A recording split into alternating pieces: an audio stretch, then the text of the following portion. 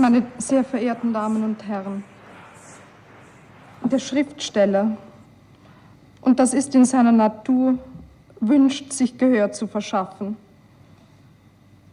Und doch erscheint es ihm eines Tages wunderbar, wenn er fühlt, dass er zu wirken vermag.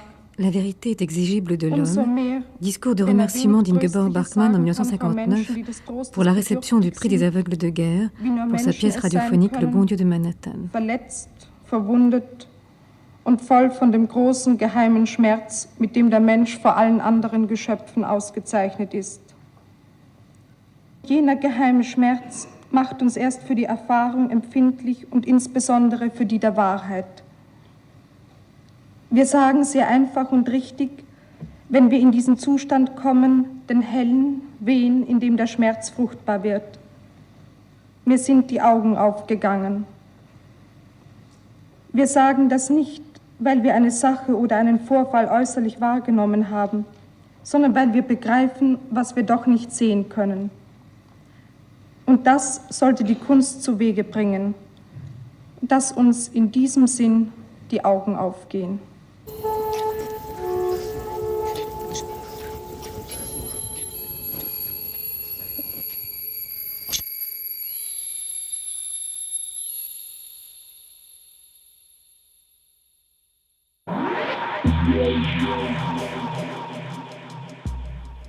Surpris par la nuit, reconnaissance à Ingeborg Bachmann par Mathieu Bénézet, réalisation Anne Franchini. À propos de la parution du numéro spécial de la revue Europe et de l'essai de Hans Holler intitulé Ingeborg Bachmann, édition Actes Sud.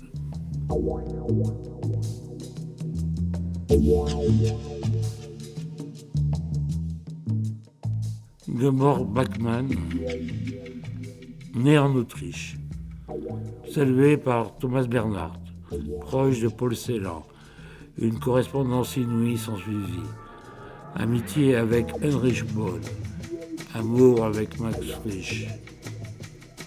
Je peux dire de l'écrivain, du poète couronné de son vivant, de la romancière, de l'essayiste. C'est peu dire d'un destin qui s'acheva à Rome, dans un terrible accident. Rome où elle connut Anna Akhmatova.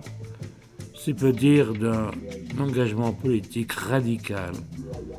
Elle qui signa une déclaration de la guerre au Vietnam et s'opposa publiquement à la prescription du crime nazi.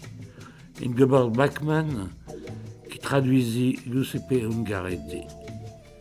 Ce parcours intellectuel foisonnant ne doit pas dissimuler la beauté précaire d'une œuvre poétique qui ne cesse, en langue allemande comme ailleurs, de surgir, ressurgir. Pas plus qu'avec Paul Celan, on ne peut en finir avec Bachmann. Celle qui prit conscience d'aller vers un but qui s'éloignait à chaque fois qu'elle s'en approchait. Malgré la richesse de sa langue, une sensualité et une sensibilité ô combien féminines, mais dont l'intensité dérangea et dérangera encore. Œuvre à proprement parler inclassable, elle tenta de changer le monde et le langage.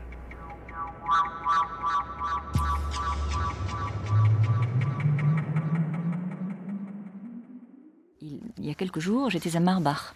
Marbach, c'est une localité près de Stuttgart. Où, qui ressemble, si vous voulez, à une moitié de Bibliothèque nationale française.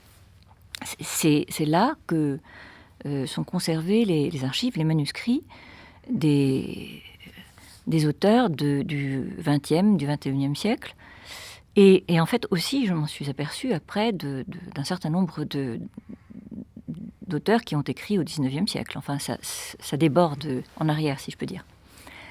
Et donc, je me suis réjouie, j'étais accueillie là, et je dois vous dire que j'avais entre les mains, bien sûr, les immenses manuscrits organisés par Heidegger lui-même, et puis Kafka, enfin des trésors. J'ai demandé à voir Neil Sachs, j'ai demandé à voir Ingeborg Bachmann. Je suis venue en disant « je veux voir les manuscrits d'Ingeborg Bachmann ». Et puis, il y avait On m'a apporté une quantité de choses magnifiques et nécessaires, mais pas Bachmann, et uniquement un peu par accident. C'est-à-dire que chaque fois, je disais, bon, maintenant je veux voir Ingeborg Bachmann. Alors arrivait, alors in extremis Kafka, que je ne pouvais pas, bien sûr, ne pas vouloir lire ardemment, aussi bien que même du Hölderlin, enfin, des choses admirables. Et donc je n'ai pas vu. Enfin, j'y retournerai parce que le papier sur lequel elle écrivait, j'ai vu bien sûr des facsimilés, la façon de traiter un texte, l'ordre et le désordre de l'écriture sont des traces qui restent toujours vivantes, a survécu à l'incendie. Le poème au lecteur, esquisse. Qu'est-ce qui nous a éloignés l'un de l'autre ? Si je me regarde dans le miroir et que je pose la question, je me vois à l'envers, une écriture solitaire, et je ne me comprends plus moi-même. Dans ce grand froid qui règne, nous nous serions froidement détournés l'un de l'autre, malgré cet amour insatiable de l'un pour l'autre. Je t'ai certes jeté des mots fumants, brûlés, au goût mauvais, des phrases incisives, ou bien émoussées, sans éclat. Comme si je voulais accroître ta détresse, et avec mon entendement t'exclure de mes contrées. Tu venais à moi si confiant, parfois même balourd. Tu exigeais un mot qui parle la vérité de 1000 couleurs. Tu voulais aussi être consolé, et je ne connaissais pas de consolation pour toi. La méditation non plus ne relève pas de mes fonctions. Mais un amour insatiable pour toi ne m'a jamais quitté, et je cherche à présent, dans les ruines et les airs, dans le vent glacé et sous le soleil, les mots pour toi qui me jetteraient de nouveau dans tes bras. Car je languis loin de toi. Je ne suis pas de l'étoffe dont se parlent les chimères, pas de celle qui pourrait couvrir ta nudité.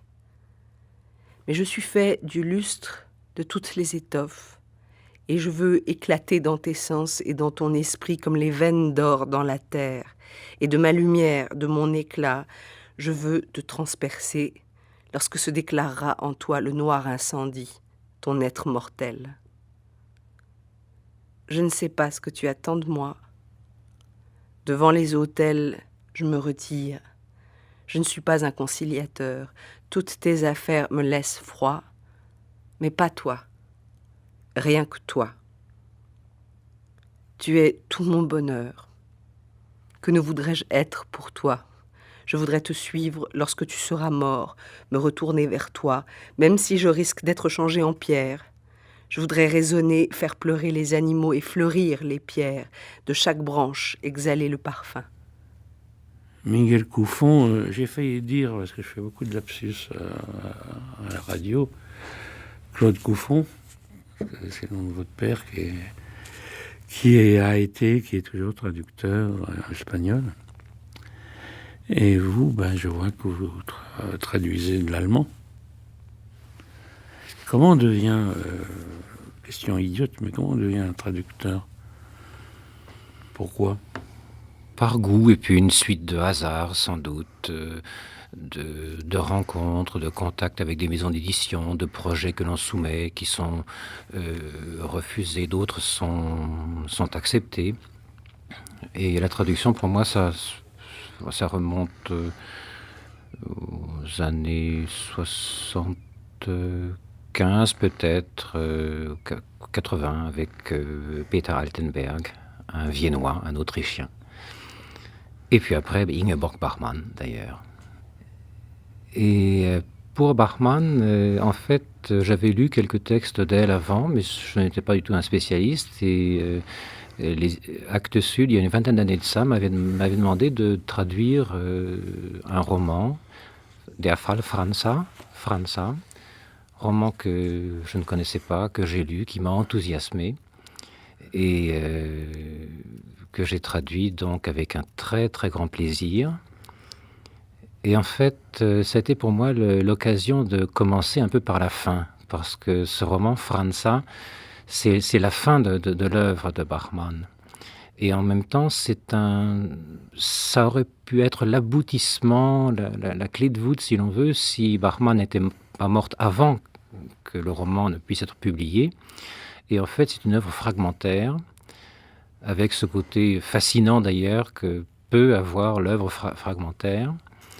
Et on trouve sans doute de la façon la plus nette, la plus précise, la plus exacerbée, dans ce roman, Franza, le cas Franza en allemand, on trouve toute la thématique, on pourrait dire même la mythologie bachmannienne et les obsessions d'Ingeborg Bachmann exprimées à l'extrême. Alors, en fait, cela m'a amené ensuite à m'intéresser à l'ensemble de l'œuvre, et puis à partir du début, en quelque sorte, enfin, à poursuivre par le début de l'œuvre. Et une chose m'a fasciné chez cet auteur, c'est qu'en fait, toute son œuvre, on peut dire des premiers poèmes de jeunesse, jusqu'aux dernières lignes des romans inachevés, cette œuvre est une quête, ou exprime une quête, c'est-à-dire une recherche vitale chez Bachmann d'un univers qui possède un réseau de références souvent complexe, mais en tout cas très cohérent, et références sur qu'il s'agisse d'objets, des lieux, des personnes, des racines. Et en fait, cet univers, c'est un monde qui va être régi par des lois tacites, et où une morale va naître du respect et de la vocation de ces objets, ou des lieux, ou des actes, ou des familles. Et il y a dans toute cette œuvre donc de Bachmann une recherche de cet univers, et une recherche de ses racines à elle, de son identité.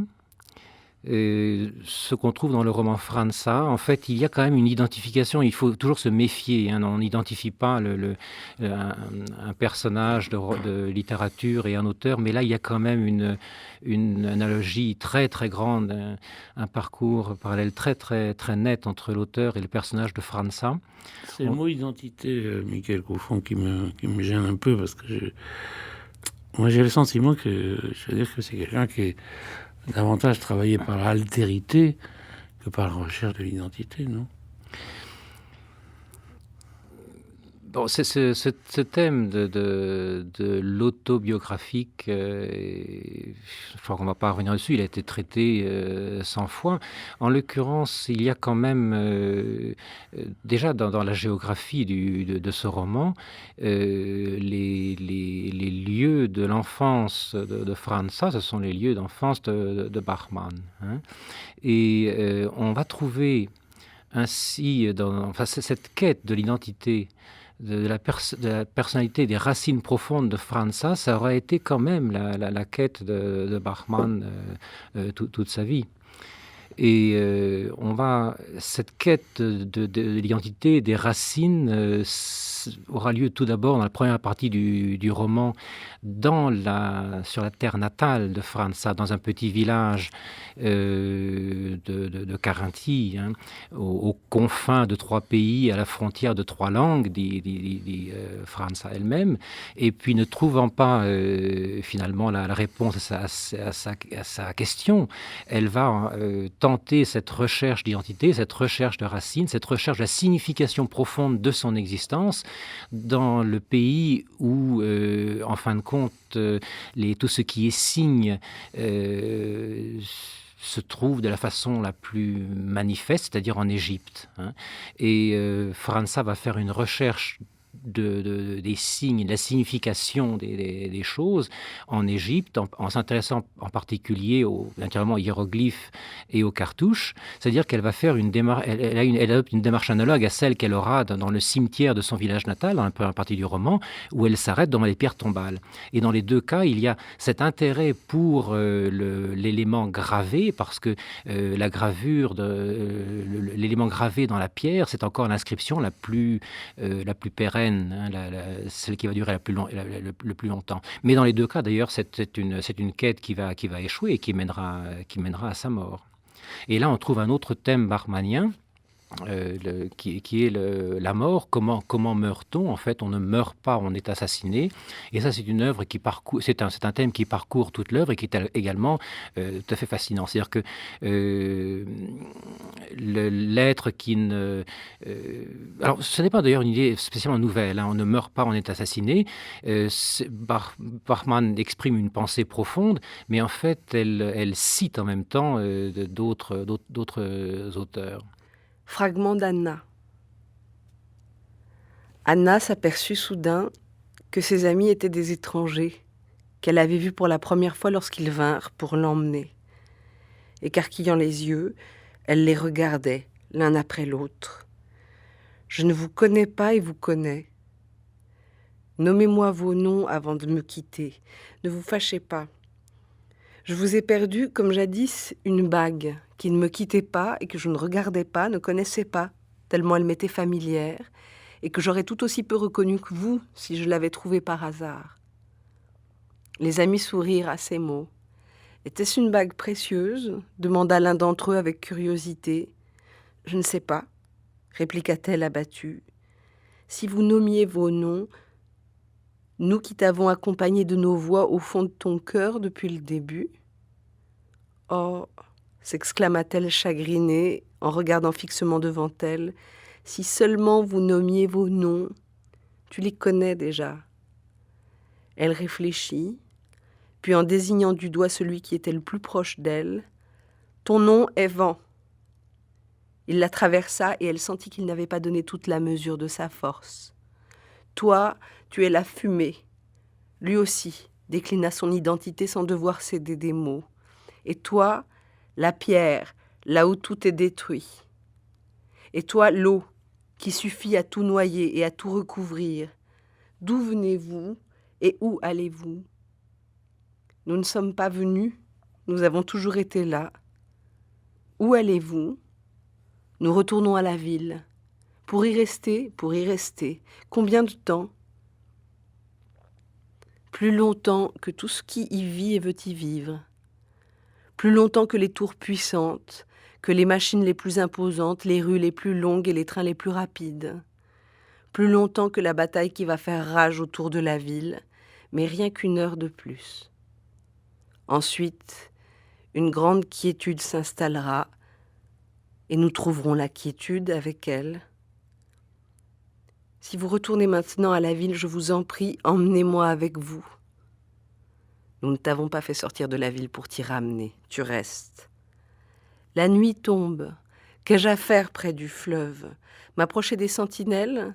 M'exposer à un danger qui ne m'apportera rien que la mort, une mort rapide, si je tombe sous leurs balles, une mort lente, si la nature indomptée et vos frères, les vents, le brouillard, les pierres, les eaux, causent ma perte? Ce sera un sort moins dur que celui qui t'échouerait à la ville, car elle sera éprouvée 1 heure avant le lever du jour. Non, non. Elle se défendait, déjà empêtrée dans ses vaines tentatives. Mon père s'est échappé.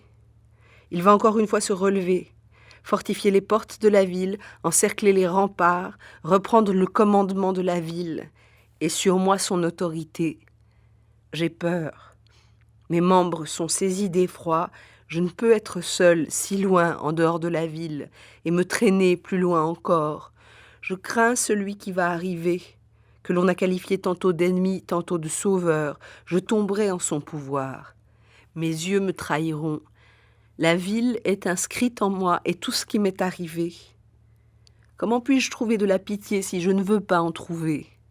Tout cela est trop, beaucoup trop pour moi. Ramenez-moi. Ton père ne s'est pas échappé. Si quelqu'un fortifie les portes et encercle les remparts, ce ne sera pas lui, mais celui dont tu étais prisonnière et que tu croyais être ton père.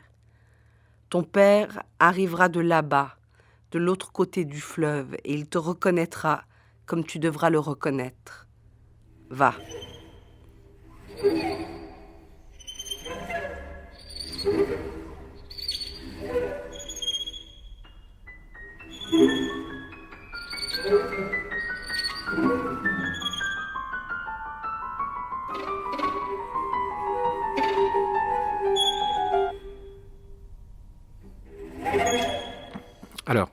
Est-ce que l'aspect dédoublement existe? L'aspect dédoublement existe. Le dédoublement est omniprésent chez Bachmann. C'est un dédoublement de l'homme ou de la femme, un dédoublement des noms. On ne sait jamais trop. Il y a parfois une certaine androgynie dans les personnages de Bachmann. Hein. Ça peut être au niveau des noms. Un personnage comme Malina, par exemple, peut être homme ou femme suivant les textes. Hein. Malina est un homme dans le roman Malina et c'est une femme dans les Requiem pour Fanny Goldman. Il y a même des textes où il est très difficile, lorsqu'ils sont écrits à la première personne, et là on rejoint encore, on touche encore un problème de traduction. Il est très difficile de savoir si le personnage si le narrateur est un homme ou une femme. Et lorsque le texte est à la première personne, le jeu, alors ça pose des problèmes parfois en français, qui ne se posent pas en allemand d'ailleurs, au niveau de l'accord des participes passés ou des adjectifs et autres. A-t-on affaire à un narrateur féminin ou un narrateur masculin? Le dédoublement, sinon, de la personnalité, dans l'expression des fascinations. Bachmann est un personnage double, effectivement. Dans cette recherche de la signification profonde de l'existence, du sens de chaque chose, va amener aussi à l'expression de l'obsession de tout ce qui est profanation, viol, inceste. C'est-à-dire que, de même qu'il est il est fondamental pour l'être humain de trouver ses racines, de trouver la signification de chaque chose, de même, lorsque ces racines, lorsque ces civilisations, ces signes sont détournés par d'autres, il y a à ce moment-là une profanation et qui va mener à la mort. Et vous parliez de dédoublement, il y a un aspect qui est assez curieux chez Bachmann, c'est cette obsession justement de tout ce qui est profanation, tout ce qui est viol, tout ce qui est inceste, et c'est en même temps, c'est-à-dire qu'elle les condamne, ce sont des crimes qui mènent à la mort, et en même temps, il y a une certaine fascination de Bachmann pour cette idée du viol. C'est un exemple parmi d'autres. Christa Wolf, en particulier, a utilisé pour Bachmann le terme allemand de deutungssüchtig. C'est pratiquement intraduisible. Süchtig, c'est quelqu'un qui est sous dépendance, qui ne peut pas se passer de quelque chose. Ça peut être la drogue, ça peut être l'alcool. Et die Deutung, c'est l'interprétation, comme l'interprétation des rêves, par exemple. Donc, Christa Wolf disait de Bachmann, elle est deutungssüchtig, elle est absolument dépendante. Elle ne peut vivre sans cette interprétation systématique ou recherche du sens systématique des choses. Et alors, ça pose un problème de traduction, c'est qu'en fait, pratiquement tous les textes, les poèmes, les nouvelles, les romans, les pièces radiophoniques, tout ça est terriblement connoté, pour ne pas dire crypté. Et il y a même un moment où je me suis demandé, s'il y avait à la limite une seule phrase de Bachmann qui était bien de Bachmann, dans la mesure où il y a toujours une référence, une connotation, une allusion. Alors ça peut être des choses personnelles, ça peut être une réponse à Celan, ça peut être une réponse à Max Frisch, ou alors ça peut être des emprunts littéraires.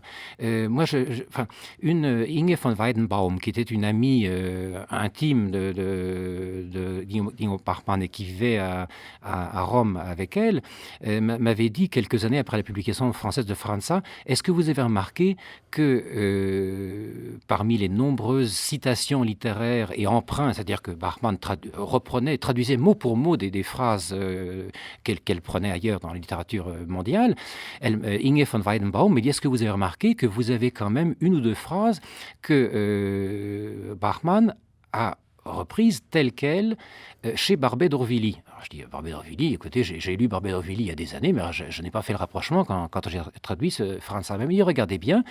Et alors effectivement, alors après coup, je me suis aperçu des années après que j'avais fait une chose absolument invraisemblable, qui est une retraduction en français d'une phrase de Barbey d'Aurevilly. Alors je me suis dit, bon, est-ce que j'ai pris la phrase allemande, effectivement c'est une traduction qui collait de la phrase de Barbey d'Aurevilly, et ma traduction française de la phrase allemande, on était un petit peu loin. Mais en tout cas, cette histoire des crimes de l'esprit, c'est-à-dire des crimes qui vont mener à la mort de l'autre, eh bien on trouve ça au début de Franza. Bachmann écrit: dans les crimes qui requièrent de l'esprit, qui touchent à notre esprit et moins à nos sens, dans ceux donc qui nous atteignent le plus profondément, le sang ne coule pas et le carnage n'a lieu qu'à l'intérieur du licite et des usages. Or, chez Barbey, effectivement, c'est dans La vengeance d'une femme, Barbey écrit « Ces crimes, plus intellectuels que physiques, le sang n'y coule pas et le massacre ne s'y fait que dans l'ordre des sentiments et des mœurs. » Alors, bon, j'ai aperçu que j'avais traduit carnage, et alors que Barbey avait écrit massacre, enfin bon. Mais donc là, alors, en plein milieu d'un texte, on trouve une phrase et demie de Barbey d'Aurevilly. Et c'est un exemple parmi d'autres. En fait, on pourrait citer aussi bien Huysmans. Je suis pratiquement sûr que Bachmann a lu Huysmans. Dans À rebours, on trouve quand même cette phrase qui est Elle avait par parenthèse très bonne lecture. Ah oui, absolument. Alors, Huysmans écrit dans Un rebours « Assassiner son prochain sans risquer l'échafaud, comme les ordinaires meurtriers qui opèrent seuls, sans uniforme, avec des armes moins bruyantes et moins rapides. » Bachmann a... Ou bien il y a un hasard dans les thèmes, ou bien elle a repris cette idée, ou en tout cas, pour Barbey d'Aurevilly, c'est sûr. Alors, ça devient même très problématique, parce qu'on en vient à se dire, mais est-ce qu'il faut encore traduire si on ne connaît pas absolument toutes les clés, Et alors, il y a eu, c'était d'ailleurs le sujet de nombreux travaux d'universitaires. Il y a eu des travaux remarquables, bon, le livre d'Hans Höller, les travaux de Françoise Rétif ou d'autres universitaires qui ont mis en avant, qui sont livrés à un travail d'archéologue, pour reprendre une idée barbanienne aussi, pour dire voilà, là il y a telle allusion à tel poème de Celan, là il y a telle allusion à telle date de rencontre avec Frisch, là il y a tel... Bon, et donc le traducteur, ma foi, il faut qu'il essaie d'être le plus savant possible. Cela dit, on peut très bien lire et traduire Bachmann sans connaître ce réseau de références. Mais il y a vraiment un moment où on s'est dit, mais attention, tout est codé, tout est crypté, tout est connoté dans les textes de Bachmann. Mais il n'y a rien qui existe, Miguel Couffon, il n'y a rien qui n'existe, je ne sais pas, dans les manuscrits, dans les archives, qui puisse éclairer justement ce côté... prélèvement. Bon, lorsqu'elle écrit un texte sur un auteur, on peut se dire « Ah, attention !» Bon. Et en l'occurrence, par exemple, elle a écrit un texte sur Robert Musil, et donc elle s'intéresse à Musil, elle a lu Musil, et si on fait attention à la construction de l'homme sans qualité, et si on compare la structure, les personnages, l'histoire et la thématique finalement de L'homme sans qualité et de Franza, Bachmann ne le dit nulle part, mais il y a l'inspiration est manifeste. C'est le thème du frère et de la sœur, Isis Osiris, le voyage. Les deux romans sont inachevés. Bon, ça c'est soit dit en passant. Mais sinon, elle dit voilà, j'aime tel personnage, j'aime tel auteur, mais elle n'a pas elle-même vraiment. Si, ou alors des lettres quand elles sont accessibles. Mais là encore, chacun fait, tout chercheur fait ses travaux et puis amène à telle évidence, à telle conclusion. Voilà, là on peut dire ça. Mais c'est une chose passionnante parce qu'on se rend compte justement au fil des recherches, au fil des lectures, que on voit les symboles de Bachmann, on voit là où ce qui a pu l'inspirer, on voit ses emprunts, on voit. C'est une lecture sans fin, si l'on veut. C'est peut-être aussi la traduction, j'allais dire, c'est peut-être pas le mot qu'il fallait employer, en l'occurrence, mais en tout cas, la traduction de son goût profond pour la littérature, j'allais dire, à la fois allemande et à la fois pratiquement universelle. C'est quelqu'un quand même qui lisait beaucoup, qui a traduit, Elle lisait beaucoup, effectivement, elle a traduit. Elle a fréquenté un certain nombre de ses collègues en littérature. D'ailleurs, ça n'a pas toujours été des expériences très, très, très, très positives. Bon, il est sûr qu'on peut lire l'œuvre en revenant sur ses influences, justement, et on peut très bien lire l'œuvre de Bachmann sans connaître les personnages qui ont pu influencer son œuvre. Bon, une autre lecture... peut-être plus précise, mais qui n'est pas forcément plus intéressante. Une autre lecture, c'est la lecture avec la connaissance des personnages réels qui ont influencé Bachmann. Bon, il est sûr que Paul Celan, par exemple, a influencé Bachmann dans un certain nombre de poèmes, et réciproquement d'ailleurs. Il est sûr qu'un personnage comme Max Frisch, il y a eu cette liaison de près 4 ans entre Ingeborg Bachmann et Max Frisch, liaison qui pour Bachmann s'est soldée quand même par un échec.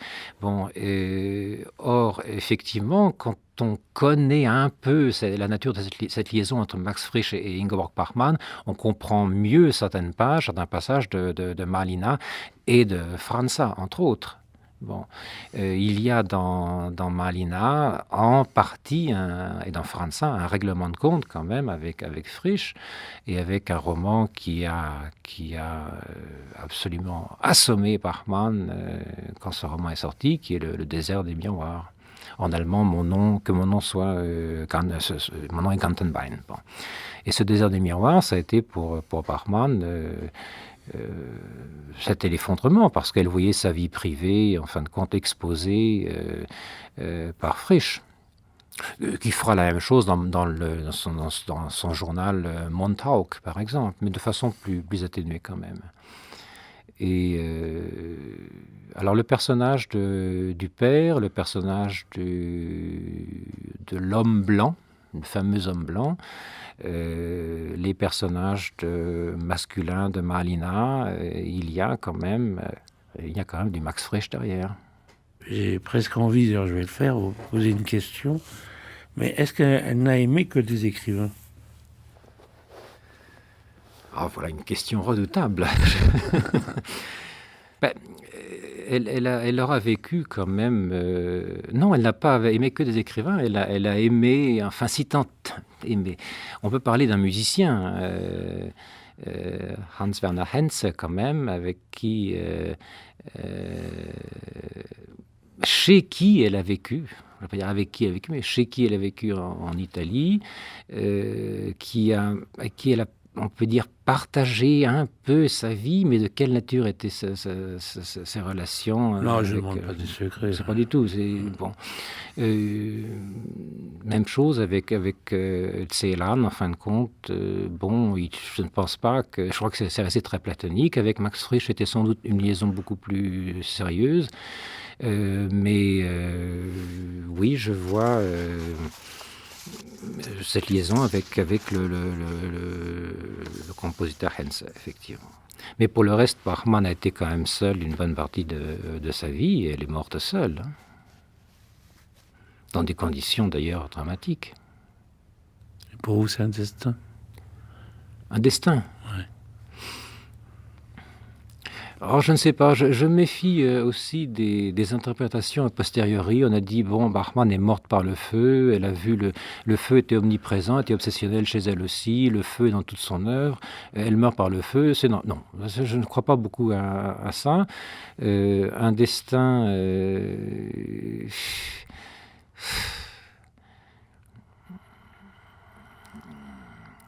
elle est morte... Elle est morte seule, on peut dire. C'est-à-dire que l'accident qui a provoqué sa mort dans son appartement du Palais Sacchetti à Rome, cet accident, elle aurait effectivement peut-être, sans doute pu être sauvée si elle n'avait pas été seule à ce moment-là. Et l'amie et gouvernante en quelque sorte qu'elle va appeler à 5h du matin après... ne pourra pas faire grand-chose. Mais alors, en plus, je ne crois pas. Alors, je ne voudrais pas non plus rentrer trop dans les secrets des chaumières et tout ça, mais on a dit Bachmann est morte par le feu. À vrai dire, pas vraiment. Elle n'est pas non plus morte par le feu. Elle est morte dans des conditions... elle était... c'est ce soir de 1973, donc l'année de la mort de Bachmann, elle était seule dans son appartement à Rome. Il faut dire que Bachmann est quelqu'un qui a terriblement malmené sa santé. Elle était quand même dépendante de l'alcool, il faut le dire. Elle buvait beaucoup et elle prenait aussi des médicaments pour, je ne sais pas comment on appelle ces médicaments, pour vous remonter physiquement. Et Inge von Weidenbaum, dont je vous parlais tout à l'heure, moi je l'ai rencontré à Rome, c'est cet ami personnel de Bachmann, à qui on doit d'ailleurs la publication, avec Christine Koschel et un troisième compère, à qui on doit la publication de l'œuvre complète de Bachmann en allemand. En effet, il faut savoir que lorsque Bachmann est décédé, une bonne partie des manuscrits était absolument illisible. C'est une écriture qui était vraiment déchiffrable par Bachmann elle-même, et encore, bon. Donc, Inge von Weidenbaum et Christine Koschel, à Rome, amis de Bachmann, se sont livrés à un travail de déchiffrage, de décryptage, d'un travail d'archéologue, encore une fois pour reprendre une idée bachmannienne, qui a permis la publication des œuvres posthumes, en particulier Franza. Et Inge von Weidenbaum, je l'avais rencontré à Rome et on avait parlé un petit peu comme ça. C'était pas devant des journalistes ou bon, c'était pas lors d'un colloque. Et donc elle a ouvert un petit peu son cœur. Elle a dit bon, en fait, il faut dire les choses comme elles sont. Je ne crois pas que Bachmann soit morte de ses blessures. Elle est morte de tout à fait autre chose. Et en fait, alors elle a été victime effectivement de graves brûlures dans son appartement, puisque ce soir-là, elle a fumé, elle avait pris de l'alcool et des médicaments. Elle s'est endormie manifestement, elle a perdu conscience. Elle fumait en même temps, sa robe de chambre a pris feu, elle a été victime de très graves brûlures. Et le lendemain, elle a été transportée à l'hôpital et elle est décédée quelques jours plus tard. Mais en fait, Inge von Weidenbaum m'a dit, bon, les blessures n'étaient pas si graves, elle aurait pu être sauvée. Ce n'est pas le feu qui est vraiment responsable de la mort de Bachmann. En fait, ce sont ces fichus médicaments qu'elle prenait, qu'elle n'arrivait pas à avoir en Italie parce qu'on n'avait pas ça dans les pharmacies, donc elle les faisait venir de Suisse. C'est un médecin suisse qui lui envoyait ces médicaments. Les médecins à l'hôpital de Rome se sont rendus compte tout de suite qu'elle était sous emprise d'un médicament qu'ils n'arrivaient pas à repérer. Il y a eu un message qui a été lancé auprès des amis pour trouver quel était ce médicament en question. Les amis ont contacté ce médecin en Suisse qui était assez long à répondre, semble-t-il. Et lorsqu'il a répondu, les médecins de l'hôpital de Rome ont pu faire les tests, ont vu qu'effectivement il y avait une réaction positive de l'organisme, mais il était trop tard. Et Bachmann n'est pas vraiment morte de ses brûlures, elle est morte de ne pas s'être réveillée du coma dans lequel elle est tombée.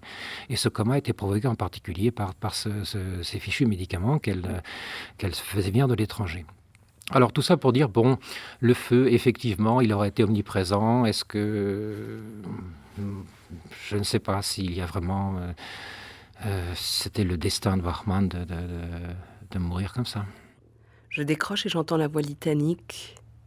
Télégramme téléphoné, veuillez attendre s'il vous plaît. Je griffonne entre-temps sur un bout de papier. Dr Walter Schöntal, Wielandstraße 10, Nuremberg. Malheureusement, impossible venir. Stop. Lettre suit. Télégramme téléphoné. Veuillez attendre s'il vous plaît. Veuillez attendre s'il vous plaît. Un déclic.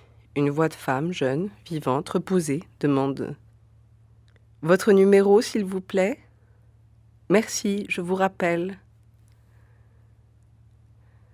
Nous avons tout un lot de phrases fatigue, Yvan et moi, car il est souvent terriblement fatigué, bien qu'il soit beaucoup plus jeune que moi, et moi aussi, je suis très fatiguée.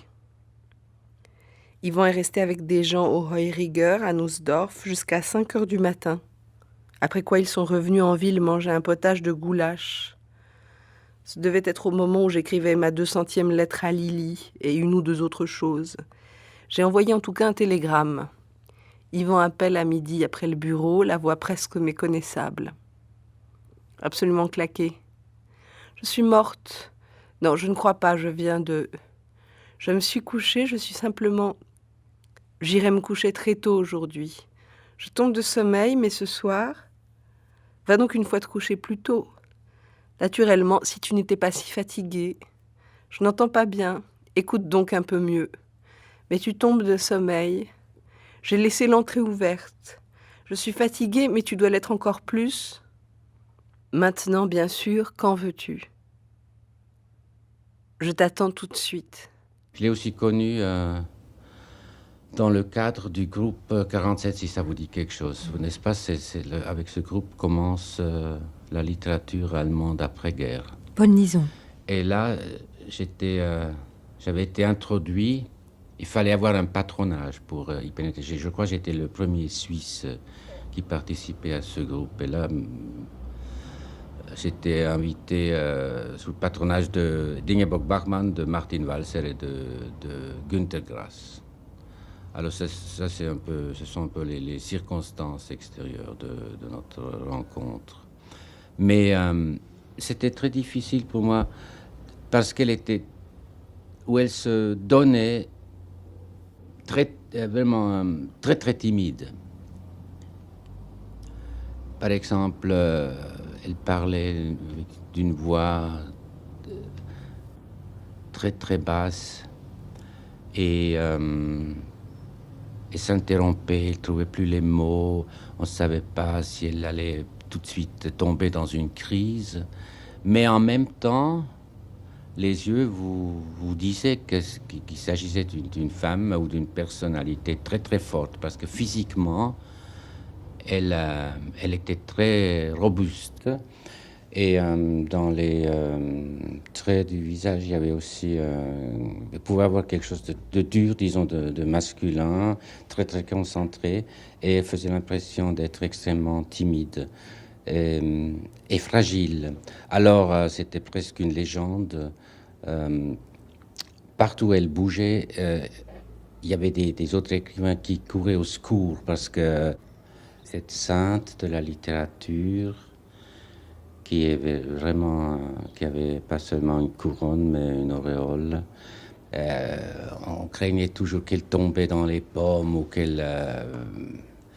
et qui était vraiment adorée profondément. Ça faisait partie de l'image, c'est ça. Peut-être aussi qu'elle faisait l'impression d'une victime, qu'elle était vraiment pas seulement ravagée par des motivation individuelle, mais par le temps, par les crimes ou tous les démons de l'époque. Par l'histoire ? Oui, par l'histoire, oui, c'est ça. Et puis elle faisait l'impression de quelqu'un qui était vraiment exposé, vulnérable, solitaire. Mais de l'autre côté, elle était, par exemple, dans les réunions d'écrivains, elle était toujours pas seulement entourée d'amitié, mais presque entourée, elle avait presque une cour autour d'elle. Vraiment de chevaliers, disons. Il fallait pas toucher. Il faut pas oublier qu'à l'époque, la littérature était plus ou moins encore une affaire d'hommes. Et elle était un écrivain de sexe féminin. Elle n'était pas la petite femme qui faisait un peu de la littérature à côté. Elle était vraiment un écrivain et de sexe féminin. Alors elle était l'unique femme qui comptait. Hélène Cixous, j'ai envie de commencer par une question un peu bateau. Enfin, les bateaux, des fois, il faut les prendre. Qu'est-ce qui amène Hélène Cixous, écrivain, j'allais dire aussi la femme qui pense, comme ça, on peut dire comme ça. Oui. Ouais. Parce que penseuse, c'est pas très joli. À Ingeborg Bachmann. Ça, ce que vous êtes en train de dire, c'est que Ingeborg Bachmann se trouve être un poète et une femme qui pense, un poète, une femme, un poète-femme, une femme qui pense la poésie, qui pense les différences sexuelles, qui appartient à un univers, elle parle souvent d'univers engloutis, qui seraient les univers engloutis de ses archives, de sa culture, l'Autriche, éventuellement l'Allemagne. Mais pour moi, elle est justement la sirène Je lui emprunte cette image, puisqu'elle a écrit un magnifique texte qui s'appelle Ondine, d'un monde qui est quasiment englouti. Et c'est lequel? Je dirais que c'est notre vaste monde européen qui pensait passionnément, qui pensait le monde et qui pensait l'écriture avec douleur et avec joie pendant une grande partie du XXe siècle, à partir de la Deuxième Guerre mondiale, et qui travaillait, qui ne séparait pas la pensée, l'écriture d'un vrai labeur du texte, un vrai labeur philosophique aussi. Voilà. Et si bien que lorsque j'ai croisé ces textes, il y a assez longtemps, je n'avais pas le sentiment endeuillé que j'ai maintenant. J'étais moins mélancolique parce que c'était il y a longtemps et que je ne pensais pas que nous arriverions à une époque aussi désertique que la nôtre. Mais lorsque j'ai croisé ces textes, elle m'est apparue comme une évidence absolue et comme une sorte de bénédiction. Aussi parce que, comme vous le savez certainement bien, et sinon vous n'auriez pas ouvert à Bachmann, elle a été reçue, elle a eu un destin extrêmement rude, mais en ce qui concerne l'œuvre, elle a été saluée, elle a été entourée, elle a été reçue d'une manière qui était assez réconfortante. Je me souviens m'être réjouie de découvrir qu'elle était dans un grand mouvement où régnait, il faut le dire, entre les hommes et les femmes, une forme de reconnaissance, de respect extraordinaire, que je trouve très périclitant actuellement. Elle était grande et c'était admis, reconnu par un entourage qui était également grand. Vous écrivez N6 un coup d'esprit inouï. Oui, je ne sais plus à quel propos je l'écris parce que j'ai écrit pas mal de petites choses sur Ingeborg Bachmann. Ce qui frappe, d'ailleurs j'aurais une curiosité à l'égard de la lecture qui maintenant pourrait se porter vers elle. Ce qui frappe, c'est la force de sa pensée, de sa méditation philosophique. C'est quand même très intéressant de se dire que voilà quelqu'un qui entre en poésie, en écriture tout de suite, à 20 ans elle est poète, mais qui fait une thèse sur Heidegger, c'est-à-dire qui comprend, qui sent que l'écriture sera propulsée et propagée beaucoup plus loin encore si elle reçoit des forces de pensée supplémentaires, même si elle n'adhère pas à une théorie, mais à un état d'esprit de recherche.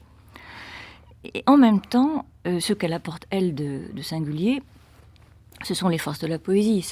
Ça chante, c'est d'une extraordinaire violence en tout, dans la narration qu'elle disloque, dans le chant de l'écriture qui est extraordinairement travaillé et musical. Et d'ailleurs, en venant ici, je me suis dit, tiens, les dieux sont un tout petit peu avec nous parce qu'il fait un temps de Bachmann aujourd'hui, avec le vent, le froid, les éléments qui sont déchaînés, elle est déchaînée.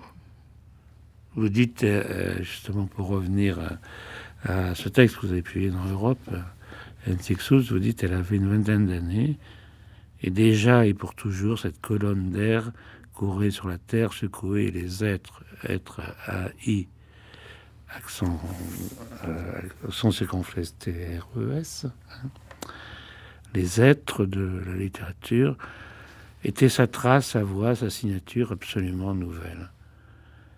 Et vous ajoutez un peu plus loin, Ingeborg Bachmann était un phénomène surnaturel. Oui, tout à fait.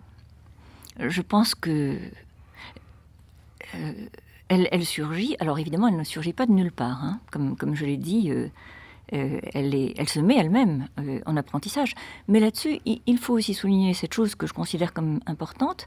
C'est une surdétermination, c'est-à-dire que elle traverse dans sa petite enfance l'événement qui va engendrer tous les autres événements de cette deuxième moitié du XXe siècle, c'est-à-dire la guerre. Elle reçoit et elle traverse à la fois les violences de la guerre qu'elle vit en pays nazi, et ce que ça entraîne aussi, parce que, et ça je crois que c'est très important, comme remaniement, comme destruction et reconstruction, déplacement des paysages, du géographique. C'est quelqu'un qui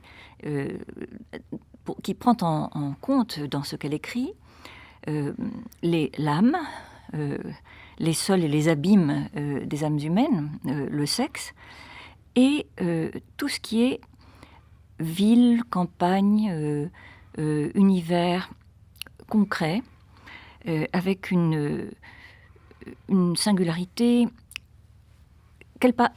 Elle a, comme vous le savez, elle a une sorte de voisin contemporain, quasi jumeau, qui est Bernhardt. Et lui aussi, il fait cela.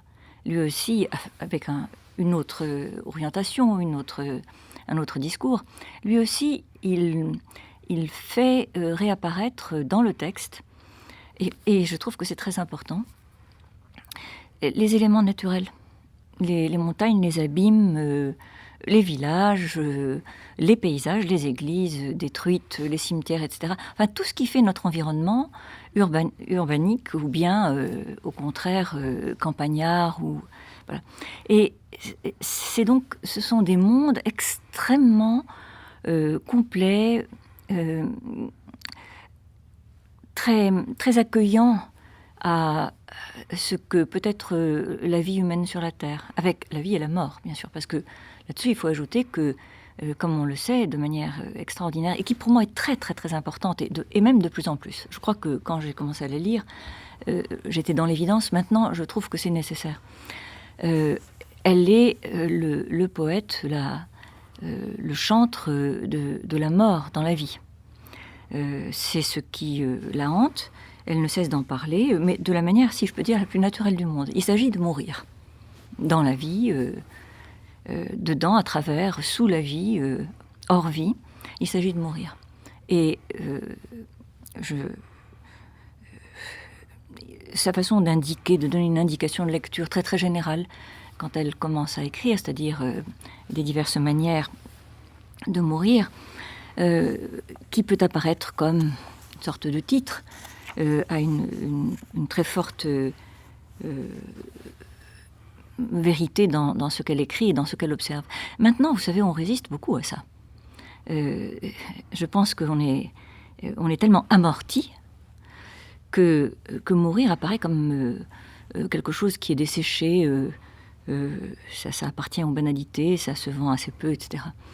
Elle est absolument sur le front, tout le temps. Wartezimmer. Die Sprache verbindet nicht mehr. Gemeinsam ist uns das Warten. Ein Stuhl, eine Bank, ein Fenster, durch das Licht in unser Zimmer fällt. Auf unsere Hände, auf unsere Augen und sonst auf den Boden. Heile unsere Augen, damit wir wieder Worte finden, bunte, die ich dir sagen kann. Antichambre. Le langage ne lit plus. Nous est comme une l'attente. Une chaise, un banc, une fenêtre, au travers de laquelle la lumière dans notre chambre tombe sur nos mains, sur nos yeux, et sinon, sur le sol. Guéris nos yeux, pour que nous retrouvions les mots multicolores que je pourrais te dire. Bibliotheken. Die Bücherborde biegen sich. Die Bände lasten von Vergangenheit. Ihr Schweiß ist Staub. Ihre Regung ist starre. Sie kennen keinen Kampf mehr. Sie haben sich gerettet auf die Insel des Wissens. Manchmal haben dabei das Gewissen verloren. Stellenweise aber ragen Menschenfinger aus ihnen und weisen geradewegs in das Leben oder in den Himmel. Bibliothèque. Les étagères ploient. Les volumes plient sous le poids du passé. Leur sueur est poussière, leur émotion figée. Ils ne connaissent plus de combat. Ils ont trouvé refuge sur l'île du savoir. Parfois ont perdu toute conscience. Mais par endroits d'eux, saillent des doigts humains et pointent tout droit vers la vie ou le ciel. William Turner, Gegenlicht. Über ein Land mit sparsamer Sonne spannte sein Leinwand und streifte die Wege nah an den Himmel. Wusste, es kommt auf den Lichteinfall an. Von sich selbst hielt wenig und erlaubte sich keine Perspektiven. Contre-jour, au-dessus d'un pays au soleil mesquin, il tendit sa toile et peignit les chemins qui s'approchent du ciel. Il savait, ce qui importe, c'est l'éclairage. De lui-même, il faisait peu de cas et ne se permettait pas de perspective. Est-ce que, Rensexus, est-ce que ce que vous dites pourrait non pas expliquer, parce que expliquer c'est pas le terme, mais pourrait, comment dire, éclairer la rencontre, par exemple, entre Ingeborg Bachmann et Paul Celan? Certainement. Certainement. Les rencontres, comme je le disais, elle a eu cette chance, qui n'est pas une chance, c'est un mélange bien sûr de chance et de nécessité, de rencontrer et intimement et d'être témoin, de recevoir des échos des plus grands littérateurs de son temps, parmi lesquels, très très tôt, donc Paul Celan, et pas seulement, donc bien d'autres, Nelly Sachs, Akhmatova, qu'elle rencontre par hasard, chose incroyable. À Rome, oui. À Rome, c'est une chose, si on y pense, c'est inouï. En fait, c'est comme s'il y avait eu, par une sorte de miracle de la littérature, une mise en réseau de tous ces êtres qui étaient des êtres archi-solitaires. C'était de grandes solitudes, et ces solitudes qui restaient inentamées, en même temps, se retrouvaient, se faisaient signe, et se reconnaissaient d'une rive à l'autre. Ça, j'ai toujours trouvé ça d'une beauté extrême, et d'une rareté admirable, et à prendre en considération. Parce que la littérature, elle ne peut survivre quand elle est aussi extrême que s'il y a des témoins, que si elle a un ou deux témoins. C'est la grande question de Celan. Qui témoignera pour le témoin?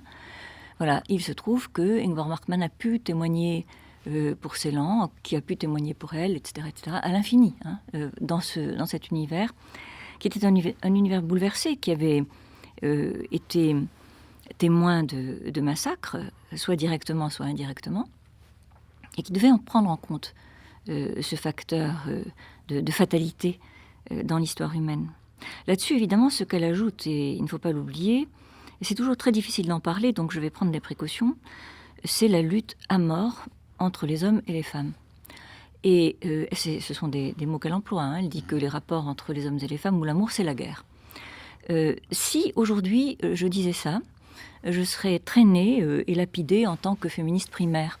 Et pourtant, je pense qu'elle dit là quelque chose qui reste toujours à reconnaître, à admettre, ce qui ne signifie pas qu'il n'y a que ça. Au fond, elle remonterait, si on pouvait dire une chose pareille, elle remonterait à la tradition de Kleist. C'est-à-dire que la lutte à mort entre les hommes et les femmes, c'est une lutte qui est causée par un accident qu'on pourrait appeler le malentendu. C'est le contretemps, le malentendu. On s'aime, on va l'un vers l'autre, et puis tout d'un coup, on se poignarde, on s'entre-dévore. Et elle le traite avec une sorte de nudité, de brute, parfois je me dis heureusement qu'il y a Ingeborg Bachmann, c'est-à-dire que je sens en elle justement une alliée, parce qu'elle ose dire ce qui maintenant est relativement interdit. Par exemple, la façon dont elle commence le texte qui s'appelle Undine, homme, monstre. Toutes les 2 pages, il y a quelque chose, il y a une apostrophe, comme les hommes. Bon, ça pourrait être grossier, évidemment, ce ne l'est jamais, parce qu'à nouveau, ça s'ouvre, et dans ce monde où on est entre la mise au monde, la naissance, l'amour, la tuerie, tout est évidemment ambivalent. Il y a aussi, on rencontre aussi, après avoir rencontré les hommes monstres, on rencontre le contraire. On rencontre, par exemple, le personnage du père qui est si beau dans 3 sentiers vers le lac. On rencontre au contraire un homme totalement inoffensif, tout petit, tout doux, et qui aime, qui est porteur d'une extraordinaire sollicitude maternelle à l'égard de ses 2 enfants, qui n'est que don, mais ce n'est pas théorisé, c'est simplement mise en scène, et c'est bouleversant. Donc ça n'est jamais de l'ordre de l'opposition non traitée et frontale. Non, jamais. Il y a toujours justement un échange, une circulation et une extraordinaire nostalgie de quelque chose qui n'a pas encore eu lieu, qui pourrait avoir lieu, qui serait de l'ordre du futur. Wo fängt der Faschismus an?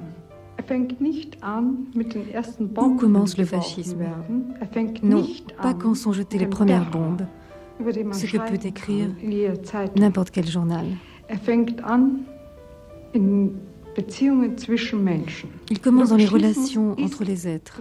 In der Beziehung zwischen einem Mann und Et einer au premier Frau. chef, entre un homme et une In femme. dieser Gesellschaft ist immer Krieg. Es Dans cette gibt société, nicht il y a toujours la Krieg und guerre. Frieden. Non Es pas la gibt guerre nur et la paix, den Krieg. seulement la guerre. Je le vois souvent à ton visage. Tu fais vraiment vieille certains jours. Aujourd'hui, tu parais 20 ans de moins. Ris plus, lis moins, dors plus, pense moins.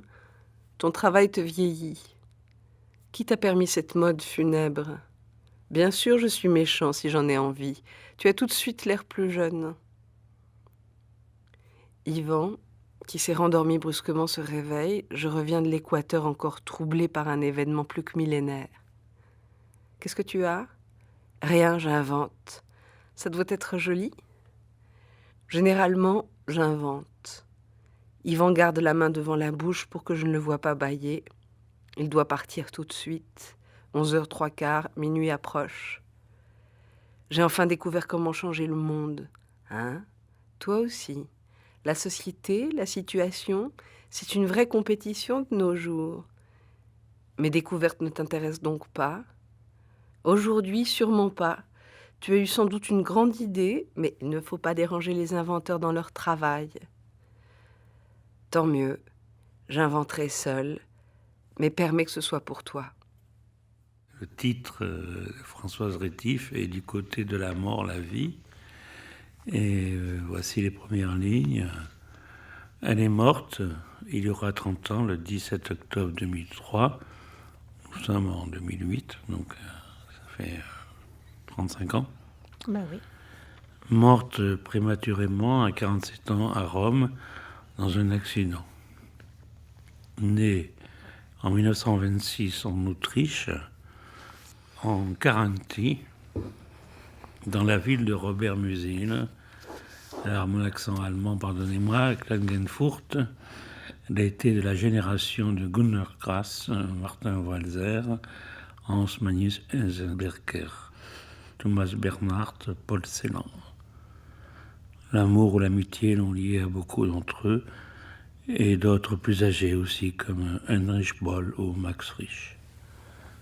Oui, vous venez de le dire, 2008, ça fait 35 ans de sa mort. 2008, c'est aussi 70 ans de l'Anschluss, de l'annexion de l'Autriche à l'Allemagne, à l'époque nazie. Alors, comme venez de le dire, Bachmann est né dans la ville de Robert-Musil à Klagenfurt. En même temps, là, en 1938, il y a eu des démonstrations très favorables à Hitler aussi à Klagenfurt. Et Bachmann avait 12-13 ans et a assisté à tout ça.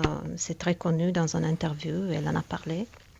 Donc il y a des souvenirs qu'elle avait de sa ville, de très bons souvenirs, et aussi ce souvenir qui a été un souvenir très bouleversant et dont elle parlait aussi, dont elle a beaucoup parlé aussi, pas seulement dans cette interview. Donc je voudrais voir en 2008 aussi les 70 ans de l'Anschluss et pas seulement les 35 ans de la mort de Bachmann. Vous évoquez, nous évoquons, Barbara Agnese, nous évoquons, le passé. Maintenant, j'aimerais vous entendre, Barbara Agnese, faire une déclaration d'amour à l'écrivain Ingmar Bachmann. Me dire à quel point elle est importante pour vous, à quel point elle le fut, comment elle fut, comment elle l'est, comment elle demeure. J'ai l'impression de n'avoir fait que ça jusqu'à maintenant.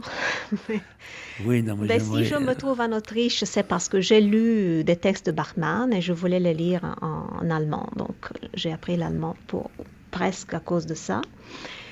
Mais oui, je voudrais le répéter. Et je trouve que cet auteur, au-delà de tout ce qui sont toutes les interprétations, le féminisme, la philosophie, la littérature et tout ça, c'est en tant que personne, en tant qu'être humain, vous avez parlé de son destin, donc en tant que femme, mais surtout en tant qu'être humain, quelqu'un qui a toujours travaillé sur soi-même. Et c'est ça que j'apprécie beaucoup. Donc, si je dois faire une déclaration, comme vous l'avez dit, c'est une déclaration de ce que, en latin, on dirait l'humanitas. Donc, ce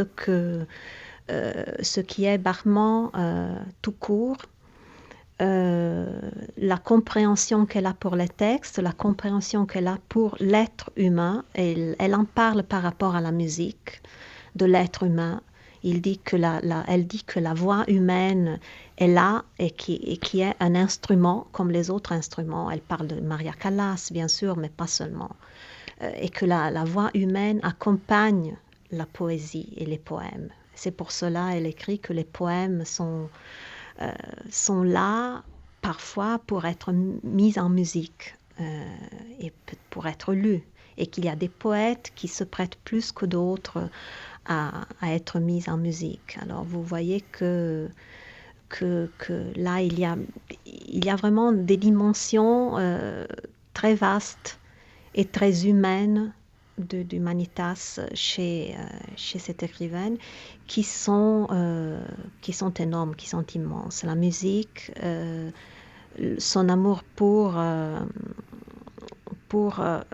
l'écriture en tant que telle, écrire à la main, écrire à la machine, écrire sur les choses, mais en travaillant sur soi-même. Une chose qu'il faudrait peut-être dire aussi, parce qu'on a parlé de guerre et d'approches difficiles avec ce qui est notre passé, ceux qui nous ont précédés et l'histoire, c'est que Bachmann dit dans son texte sur Berlin que la guerre n'arrive pas de dehors vers les hommes, mais que le premier, disons, le foyer, comment dire, là où les choses naissent, c'est dans les êtres, dans les individus mêmes. Donc, dans nous-mêmes, il y a la guerre, et la guerre éclate après à l'extérieur. Malina, que vient faire ici ta sœur? Qui est-elle? Moi. Éléonore? Je ne sais pas, je n'ai pas de sœur de ce nom. Mais nous avons tous une sœur, n'est-ce pas? Pardon. Comment ai-je pu? Tu veux que je te parle de ma vraie sœur? Enfant, bien sûr. Nous étions constamment ensemble. Nous l'avons été encore quelque temps à Vienne, fréquentant le dimanche les concerts de la Société de musique, ayant quelquefois rendez-vous avec les mêmes hommes. Elle aimait lire aussi. Elle a écrit un jour 3 pages très tristes qui ne lui correspondaient pas du tout, comme cela nous arrive souvent, et je ne l'ai pas prise au sérieux. Une négligence. Qu'aurait-elle fait ensuite? J'espère qu'elle s'est mariée tout de suite après. Malina, ne parle pas ainsi de ta sœur. Tu ne fais que t'épuiser à la cacher. Et Éléonore? Moi. J'aurais dû la prendre au sérieux. Mais j'étais si jeune. Malina, Éléonore? Moi. Elle est beaucoup plus âgée que ma sœur. Elle doit avoir vécu à une autre période, dans un autre siècle même. J'ai des portraits d'elle, mais je ne me souviens plus. Elle lisait aussi. J'ai rêvé une fois qu'elle me faisait la lecture d'une voix d'outre-tombe. Vivere ardendo e non sentir il male. Où ai-je lu cela? Malina, qu'est-il advenu d'elle? Moi. Elle est morte à l'étranger. Ce petit commentaire que je fais est un écho à un texte de Bachmann qui a été publié là pour la première fois en français par les soins de Françoise Rétif, et qui est un fragment quasiment préhistorique de l'œuvre de Bachmann, qui est resté en suspens, et qui est très, très, très allégorique, mais qui a une force absolument colossale. Alors je lis le dernier paragraphe, celui que vous avez encadré. D'accord. Elle déménage. Elle, il. Une désappropriation disjoint tout. S'il y a des larmes, elles sont répandues sur le visage d'Anna. Non par les yeux, mais par un mystérieux versement. Les sources se détournent. Les causes, étranges les conséquences. Ce qui est éternellement rompu, c'est l'enchaînement, le fil, le principe d'engendrement. L'être brise avec la filiation. Il n'est pas mon père, ainsi est nommé d'un non-nom, celui qui commande la destruction. Mort, il revient. Il est le nouveau commandant, dit le texte d'ailleurs de Bachmann. Il commande, il est le nom du commandant. Ruine. Ich will heim. Je veux chez nous, elle veut le chez moi, le retour à soi. Il n'y a pas de retour, il n'y a jamais eu d'aller. Tout a toujours été sans adieu et sans heure. Le temps fut trop tôt et trop tard. Reste la main d'Anna, détachée d'Anna, s'éloignant d'elle pour rejoindre quelque chose, dit-elle. On a beau vouloir, vouloir n'est pas suivi d'effet. Dieu, son nom n'existe pas. Il met le feu et l'eau à la ville et au corps. Ces lettres partent en fumée, fumée au pluriel.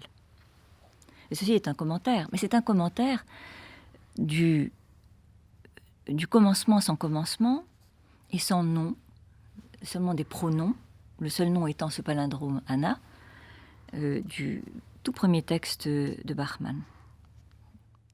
Les communistes italent. Qu'ils aient raison ou tort. Je me sentais encore avec eux. Lorsqu'ils avaient tort, je pouvais parler avec eux. Ils ne tirent pas, ils ne font pas qu'employer des mots, mais aussi leur entendement, leurs sentiments. Ils n'oublient pas, quand il s'agit de changement, qu'il y a encore des choses qu'il ne rendra pas plus faciles. Ils n'oublient pas ce qui existe et souffre parmi nous, amour, beauté, pureté. Ils ne sont pas meilleurs que d'autres. Seulement, ils pensent aussi que tout cela existe et pour nous, et que cela ne doit pas être oublié. Mes amis, car je ne les ai pas choisis, cela s'est trouvé ainsi que chacun, ici qui est mon ami, est l'un d'entre eux. J'ai toujours vu qu'ils avaient un cœur et que leur entendement pouvait faillir plutôt que leur cœur, mais je désirerais qu'il soit une leçon pour ceux qui pensent pareil, pour ceux qui pensent autrement, pas moins que pour ceux qui pensent pareil. Meine sehr verehrten Damen und Herren, der Schriftsteller, und das ist in seiner Natur, wünscht sich Gehör zu verschaffen. Reconnaissance à Ingeborg Bachmann par Mathieu Bénézet. Avec Hélène Sixous, Miguel Couffon, Barbara Agnesi. Archivina Sophie Givry. Prise de son et mixage Serge Ristich, Claire Levasseur. Lecture Sarah Chomet. Coordination Anne-Vanessa Prévost. Réalisation Anne Franchini. Le numéro de la revue Europe a été dirigé par Françoise Rétif. L'œuvre en français d'Ingeborg Bachmann est disponible aux éditions du Seuil et Actes Sud.